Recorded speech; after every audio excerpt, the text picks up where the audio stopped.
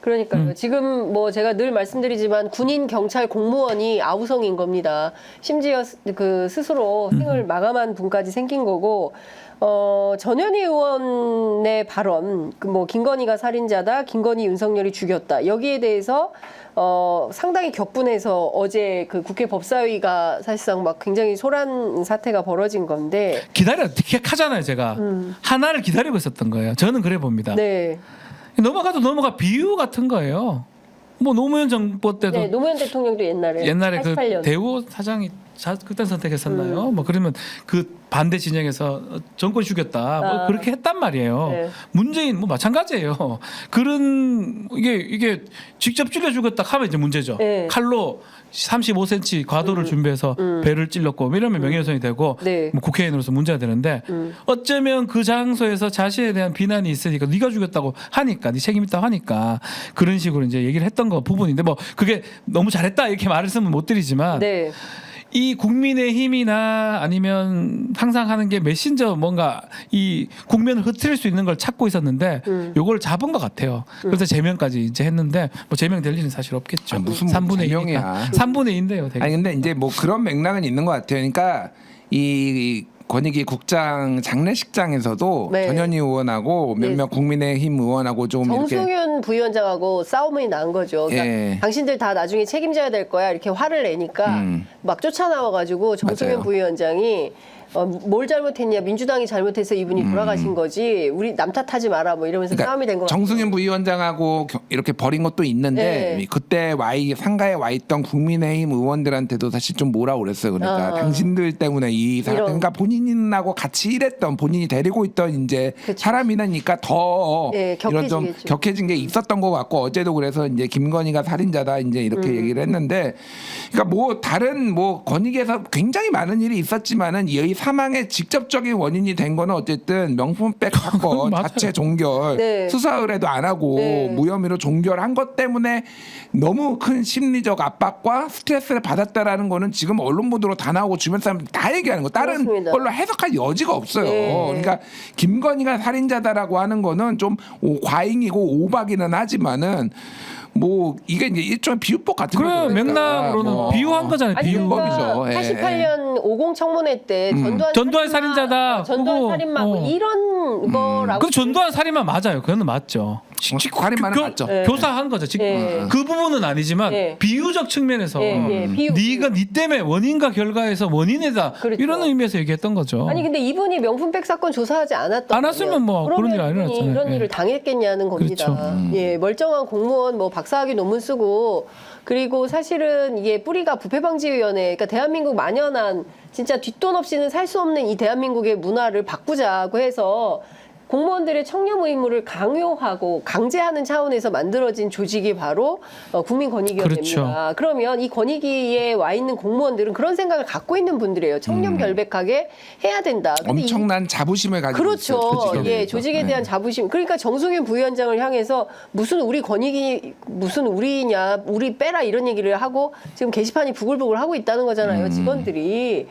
그러니까 이런 상황이니까 더욱더 대통령이 군을 좀 친정 체제로 구축해서 군을 장악해서 혹여라도 발생할 수 있을 어떤 급변 사태에 대비하기 위한 조처를 하고 있는 건가? 그리고 오늘 8.15 경축사에 북한, 와, 이런 얘기를 해야 되나 싶네요. 참 답답합니다.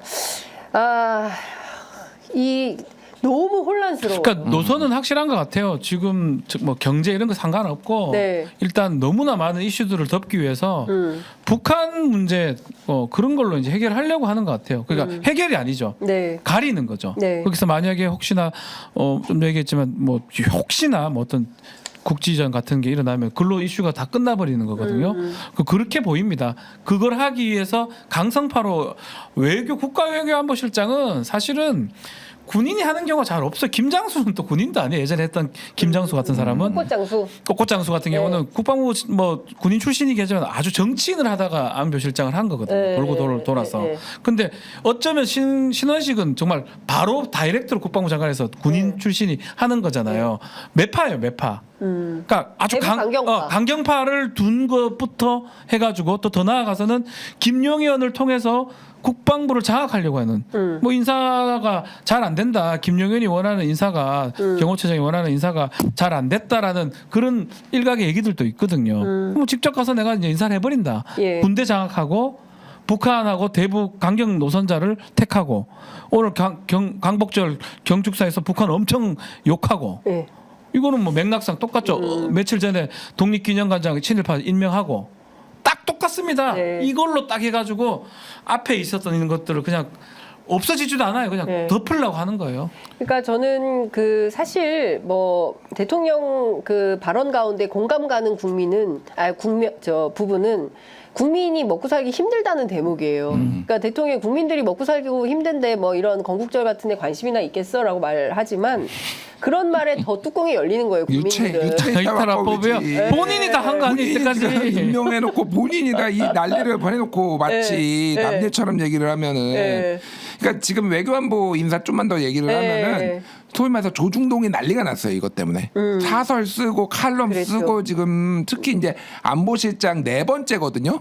맞아요. 좀 한덕수 좀 교체하라고 이상민이랑 정권 끝날 때까지 가겠어 진짜. 네. 그러니까 교체해야 될 사람들은 교체를 안 하고, 막 이렇게 막 난리가 뭐 그 외교를 뭘로 보느냐. 그러니까 이번에 특히 이제 논지가 뭐냐, 김용현을 국방부 장관에 앉히기 위해서 그 장호진이 7개월밖에 안 됐는데 안보실장이 갈아버리고 그렇죠. 신원식도 10개월밖에 안 됐는데 국방부 장관 갈아버리고 뭐 이게 이제 가장 그러니까 소위 말해서 충암파와 그렇죠. 국방파가 지금 붙었다 뭐 네. 이런 와, 무슨 무협지 같아 막 무협지야. 이런 얘기도 나오고 또 하나는 지금 언론 보수 언론에서 얘기를 하는 게 야 미국 지금 대선이 있는데 국가안보실에 어떻게 외교부가 한 명도 없어? 그러니까. 안보실장부터 1, 2, 3 차장까지 외교관이 한 명도 없어요. 네. 그러니까 외교를 알아야지 저쪽에 그렇지. 인맥도 있고 이래야 네. 되는데 오늘 중앙일보 칼럼도 그거거든요. 네. 그러니까 지금 보수 언론이 보기에도 인사가 너무 엉망진창인 네. 거예요. 지금 그 정도로 네. 참을 수 없다. 여기도 지금 그러니까요. 부글부글해요. 네. 정상이야. 죄송. 목이 메요. 목이 베어. 조선일보가 이 인사를 보고 정상이 아니다 예. 이렇게 표현을 썼어요. 맞아요. 그러니까 예. 시기도 내용도 모두 의문점이다. 도대체 이런 인사 왜 되풀이하는 거냐? 정상이 아니다. 이게 조선일보 사설 칼럼의 이제 내용인 건데요. 그러니까 사실 웬만하면 저는 그 보수적 관점, 그 다음에 진보적 관점 두 관점 속에서 대한민국의 미래 비전을 그리고 우리가 지금 목도하고 있는 여러 가지 현안들에 대해서 어떤 대안이 좋은가 들어보고 평가하고 판단해서 밀어붙여서 상황을 만들고 이렇게 해야 되는 거잖아요. 근데 그쵸. 지금 상황은 그냥 묻지 마, 그냥 싸움만 하려고 하는 거고. 근데 그것도 내전이에요. 그러니까 내전. 국민을 상대로 뭐 야당을 상대로 끊임없이 그 전투를 하고 급기야 오늘은 대통령이 북한을 상대로도 이제 한판 싸우자라는 그런 모습이고요. 전쟁 선포를 한 것이나 다름없기 그 청문회 때문에 보면 가관이에요. 가방이나 뭐 법 특히 가방에 가면 김태규. 와, 뭐 그런 사람들이 야, 김태규 부위원장 야 계속 일하고 있고 거의 뭐야. 이러면서 와. 그러니까 싸우자는 거예요. 그냥 이거는 얼굴 만지는 게 뭐가 문제야. 뭐 이런 얘기 하잖아요. 행동 강령을 주세요. 행동 지침은 이게 문제면은 뭐 이러면서 이게 정말 싸우자고 진짜. 전원이 싸우자고 하는 것 같아요. 이진숙, 뭐 김태규 등등 그러니까 그런 진짜. 모습이 다 보입니다. 네. 자, 우리가 이렇게 참 개탄을 저희가 취재 편의점에 오늘도 시리아 방송도 장지현 선생님처럼 우리가 한번 해봤습니다. 그때는 뭐 글로 쓰셨겠지만 지금은 뉴미디어 시대라 유튜브로 저희가 이런 말씀을 좀 드렸습니다. 시청자 여러분들께서도 함께 고민해 주시면 좋을 것 같습니다. 예, 어떻게 하는 것이 대한민국의 미래 발전을 위해서 도움이 되는 방향인 것인지 진지하게 좀 검토를 해보면 좋을 것 같고요. 저 오늘 휴일이잖아요. 하나 추천하고 싶은 거 있어요. 뭐. 미스터 선샤인 좀 다시 보자. 아, 차라리 미스터 선샤인 좀 다시 보자. 그리고 오늘 경향신문에서 두 편의 영화를 추천했어요. 뭐냐면 적어놓고도 잊어버렸네. 하나는 관동 대지진 이후에 있었던 조선인 대학살을 다룬 조선인이 1923. 우물 풀었다. 우물에 국 풀었다가 뭐 거짓말. 그런 얘기들. 네. 관련된 그 다큐멘터리가 있대요. 그러니까 1923 관동 대학살 그리고 일제강점기의 오사카 방적 공장의 노동자들의 그 삶을 다룬 조선인 여공의 노래 두 편의 다큐멘터리가 방영이 된다고 하니까 이런 영화 한번 보면 좋을 것 같고 그동안 진짜 얼마나 많은 항일운동가들의 영화 또 작품 오늘 저는 이제 그 안중근 의사 또 생각이 나더라고요. 예. 그런 역사 속을 살아온 후손들입니다, 여러분. 자, 지치지 마시고 덥지만 그래도 저희가 전진해야 되지 않을까 싶습니다. 어제 위안부 기림의 날, 야 황운하 의원 인터뷰하기로 했는데 그 얘기 해야 돼. 34도에 그냥 갔어요. 너무 더워가지고. 시간이 없지만은 네. 이 얘기를 해야 돼.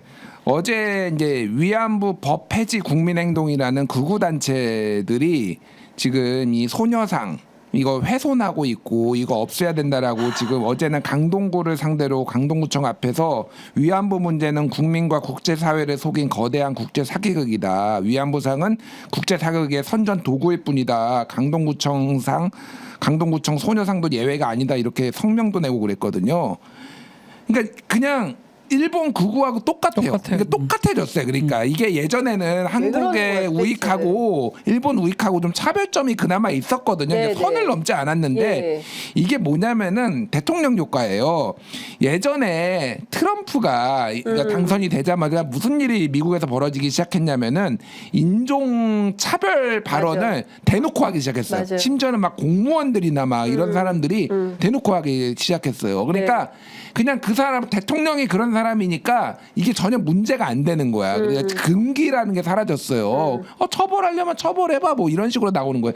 지금 이게 그러니까 위안부 상이 국제 사기극의 선전도구다 이런 네. 식으로 얘기를 하는 사람이 우리나라에서 활약하기 시작했다라는 거는 이거는 심각한 문제예요. 그러니까. 그렇습니다. 아니 근데 EPL 굿즈님께서 광복절에 KBS가 기미가요 오페라를 트는 세상이다 하는데 이게 사실입니까? 모르겠어요. 몰라요. 이게 좀 댓글이 이게 또 확인을 올라오는데. 좀 해봐야 될 예. 것 같네요. 이게 사실이라면 이게 진짜 충격적인 일이고 민족의 근간 뿌리 정체성을 흔드는 일, 훼손하는 일은 절대로 있어서는 안 되고 말씀 주신 대로 소녀상 평화의 소녀상 일본 극우들이 망동을 펼치는 것도 정말 참기 힘든데 대한민국 사람들이 자기들이 나서서 이런 일을 벌인다. 나비 부인 오페라를 이제 내보낸다고 하네요. 그러니까 나비 부인이 이제 일본 개항기 시절에 네. 그건데 거기에 한번 이제 배경 음악으로 이제 기미가요가 나오는 건데 그러니까 사실 저는 이제 작품은 작품으로 볼 필요가 있다라고 생각을 하지만은 네. 굳이 광복절에 이거를 들어야 돼. 다른 날도 1년 364일이 많은데. 제 말이요. 예. 그러니까 이거는 그냥 도전이에요. 제가 보기엔 KBS도 마찬가지고 지금 이승만 무슨 다큐멘터리 굳이 뭐 네. 튼다고 하고 있고 그러니까 논란을 일으키겠다라는 거고 정부가 대통령이 저러니 우리가 대통령의 시책에 정확하게 부응하고 있다라고 지금 하겠다라는 거예요. 저는 뭐 사실 작품 속에 나오는 것까지 뭐라고 하고 싶진 않은데 광복절은 피해야죠. 아무리 그래도.